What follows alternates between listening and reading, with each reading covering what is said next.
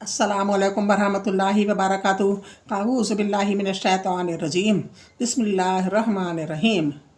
Rabbi इश्रह ली सदरी वयस्सिर ली अमरी वहलुल उक़दतम मिन लिसानी यफ़क़हू क़ौली। ऐ अल्लाह ताला तू मेरा सीना खोल दे, मेरे लिए मेरा काम आसान कर दे, मेरी ज़ुबान की ग्रह खोल दे ताकि लोग मेरी बात समझ पाएँ। अल्लाहुम्मा सल्लि अला मुहम्मद व अला आलि मोहम्मद। इस्लामी तारीख़ में आज हज़रत हमज़ा रज़ी अल्लाह अन्हा की बीवी और बेटी अमारा का ज़िक्र है। बिस्मिल्लाह। हज़रत हमज़ा रज़ी अल्लाह अन्हा की अहल्या का नाम सलमा बिन्त अमीस था।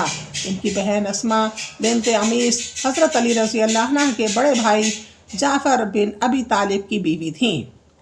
हुज़ूर सल्लल्लाहु अलैहि वसल्लम ने इन बहनों के बारे में फ़रमाया, ये मोमिन बहनें हैं। दोनों बहनें इब्तदाई इस्लाम में मुसलमान हो गई थीं। हज़रत अस्मा अपने शौहर हज़रत जाफ़र रज़ी अल्लाह अन्हु के साथ हबशा हिजरत कर गई थीं, लेकिन हज़रत सलमा मक्का में अपने शौहर हज़रत हमज़ा रज़ी अल्लाह अन्हु के साथ रहीं। इनसे एक बेटी हज़रत अमारा बिन्त हमज़ा पैदा हुई।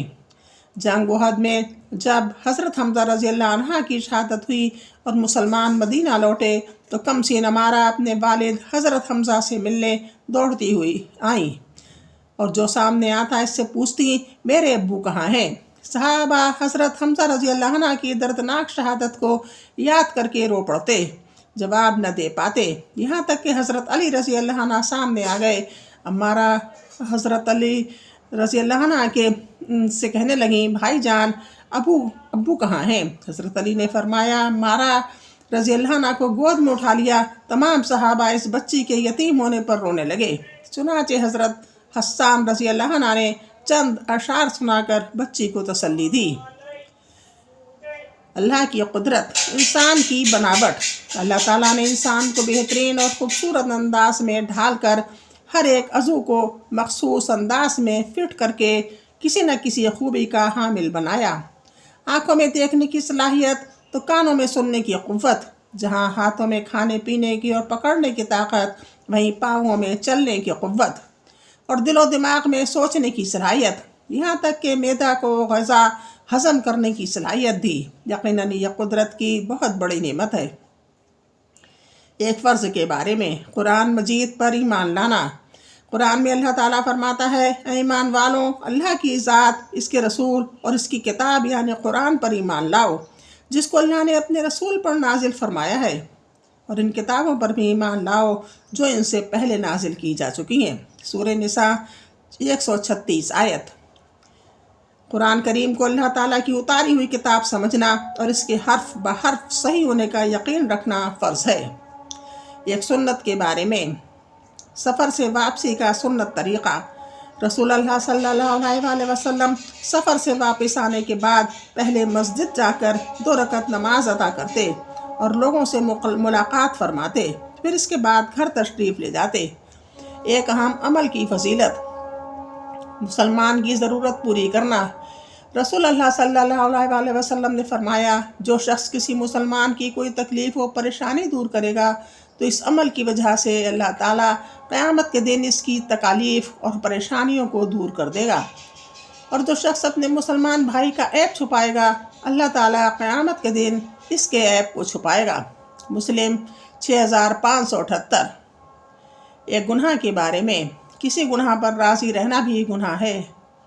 रसूल अल्लाह सल्लल्लाहु अलैहि वसल्लम ने फरमाया, जब रोए ज़मीन पर कोई गुनाह का काम किया जाए और वहाँ मौजूद लोग इसको नापसंद करते हों तो वो लोग इस आदमी के हुक्म में हैं जो वहाँ पर मौजूद नहीं, और जो लोग वहाँ पर मौजूद नहीं लेकिन वो इस गुनाह पर खुश होते हैं तो वो लोग इस आदमी के मानंद हैं जो वहाँ पर मौजूद हैं, यानी इनको गुनाह होगा।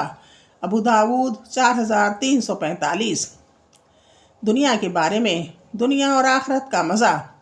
हज़रत अबू मालिक अशरी रज़ी अल्लाह अन्हु की जब वफ़ात का वक़्त करीब आया तो फरमाया, ए लोगों, तुम दूसरों को ये बात पहुँचा देना कि मैंने रसूल अल्लाह सल्लल्लाहु अलैहि वसल्लम को ये फरमाते हुए सुना कि दुनिया की मिठास आखिरत की कड़वाहट है और दुनिया की कड़वाहट आखिरत की मिठास है।